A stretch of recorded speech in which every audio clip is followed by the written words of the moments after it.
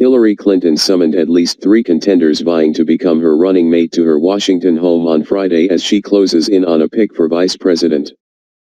Clinton met separately with Massachusetts Senator Elizabeth Warren, Colorado Governor John Hickenlooper and Housing and Urban Development Secretary Julian Castro, according to a person familiar with the process.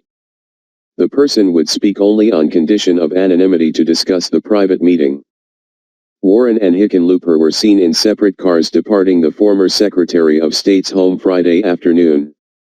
It was unclear if other potential vice presidential candidates met with Clinton during the day. The meetings came a day after the presumptive Democratic presidential nominee campaigned alongside another potential vice presidential choice, Virginia Senator Tim Kaine, in Northern Virginia. Clinton's meeting happened the same day Republican presidential candidate Donald Trump named Indiana Governor Mike Pence to be on the GOP ticket.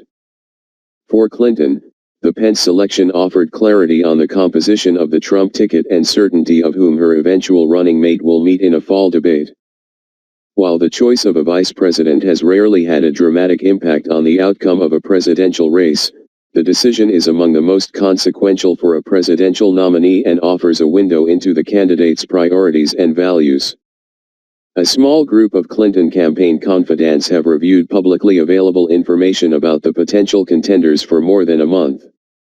The in-person meetings come less than 2 weeks before Clinton formally accepts her party's nomination at the Democratic National Convention in Philadelphia. On Friday, Secretary Clinton held a series of campaign-related meetings at her Washington home, including several about her vice presidential selection process, spokesman Brian Fallon said in a statement. Campaign Chair John Podesta and Vice Chair Huma Abedin were among the Clinton aides who spent the day at her home.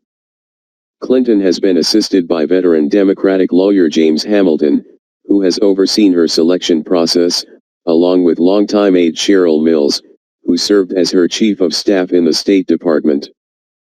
Kaine, 58, a former mayor and governor from a key general election battleground state, is considered to be a safe choice for Clinton, someone who could help her appeal to moderates who have been turned off by Trump's divisive rhetoric.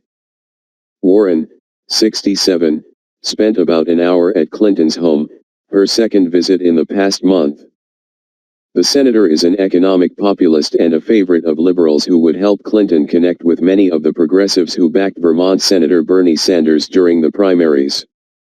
Warren would also help form an unprecedented all-female presidential ticket. Hickenlooper, 64, is a relatively new name in the process and hails from another top battleground state. The second-term governor founded a brew pub in Denver in 1988 and later became the city's mayor and was instrumental in luring the 2008 Democratic National Convention to the Mile High City. He would bring a Western presence to the ticket and offer a small businessman's appeal to a candidate who frequently mentions her father's work as the owner of a small drapery business. Castro is a 41-year-old former San Antonio mayor who delivered the keynote address at the 2012 Democratic National Convention. He was tapped by President Barack Obama 2 years later to lead the housing agency. If selected, he would be the first Latino on a presidential ticket.